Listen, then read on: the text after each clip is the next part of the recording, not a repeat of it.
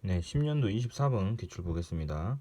그림은 A부터 D 지점 사이에 어떤 전선이 있을 때 이들 지점에서 관측한 높이에 따른 기온 분포를 나타낸 것이다 라고 되어 있습니다.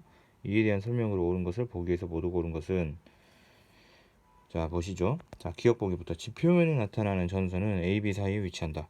일단 전선이라는 것은 그 공기 덩어리의 성질이 서로 다른 그 경계가 전선면이 되고, 그게 전선면이 지표면과 닿는 그 선을 전선이라고 하는 것이죠. 지금 A는 지표면에서 17도, B는 18도, C는 27도, D는 31도입니다. 그래서 온도 차이가 제일 급격하게 나는 그 구간은 B랑 C 사이가 제일 급격하게 온도가 다르게 나타나죠. 그래서 전선은 A, B 사이에는 1도 차이밖에 안 나니까 A, B 사이에는 위치하지 않을 것 같아요. B랑 C 사이가 좀 유력할 것 같습니다. 그래서 기억은 틀렸고요. 니은 A와 B에 위치하는 각 공기의 온위는 같다. A와 B에 위치하는 각 공기의 온위는 이제 건조 단열 감률로 지표면으로 내렸을 때의 온도를 온이라고 하죠. 그래서 어, A 같은 경우는 0.5km 높이네요. 그래서 지표면으로 하면 1km당 10도씩 떨어지니까 0.5km면 5도가 올라가겠네요. 그래서 20도, A의 온위는 20도입니다. B 같은 경우는 2km 높이인데 2km니까 20도를 높여야겠네요. 그러면 온위는 40도입니다. 그래서 온위가 다르네요. 니은도 틀렸습니다. 디귿 1000에서 850 헥토파스칼 사이의 층 두께는 A보다 D에서 두껍다라고 되어 있습니다.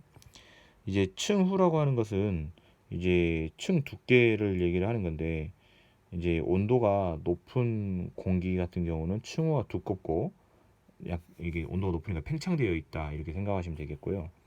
그 다음에 이제 온도가 낮은 부분은 이제 이게 압축되어 있다, 층후가 좀 얇다, 더 상대적으로 덜 두껍다 이렇게 이제 보시면 될 것 같아요.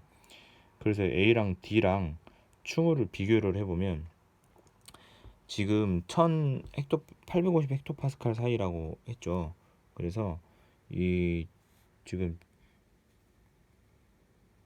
850 헥토파스칼이면 이제 높이는 잘 모르겠지만, 지금 요 A 부분은 뭐 여기 17도, 15도, 13도, 12도, 10도, 8도 뭐 이런데, 그 다음에 이제 D는 31도, 28도, 25도, 22도, 20도 막 이런데, 그러면 당연히 여기가 온도가 높으니까 같은 기압에까지 850 헥토파스칼까지 이제 충후는 더 공기가 온도가 따뜻한 D 부분이 충후가 두껍다 이렇게 판별하는 거죠. 그래서 A보다 D에서 두껍다는 말이 맞는 설명입니다. 리을 디귿은 맞았습니다. 리을 높이 1km에서 기압은 B보다 D에서도 높다. 높이 1km면 이제 여기인데요. 여기 기압 B랑 D의 기압을 비교했네요. 여기는 14도, 여기는 이제 25도 기압을 비교했습니다. 그러면 이 기압도 그 층후랑 마찬가지로 이제 고민해 보시면 될 것 같은데, 그 지금 요 B 같은 경우는 온도가 좀 낮은 부분, 그 다음에 D는 온도가 좀 높은 부분이죠. 그러면 그 공기의 이제 공기 이동을 생각을 해보면 고기압 쪽에서 이제 저기압 쪽으로 이제 그 공기가 이동을 하겠죠. 그래서 기압이 어디가 더 높냐라고 한다면 이제 더 공기가 많이 쌓여져 있는 부분, 공기가 더 많이 쌓여져 있는 부분, 그리고 공기가 이제 조금 있는 부분, 이제 이렇게 이제 생각해 보시면 될 것 같아요. 그래서 그 충으로 이제 비교를 하면 온도가 높은 여기가 이제 충후가 높잖아요. 그러면 같은 등압선을 그려볼 때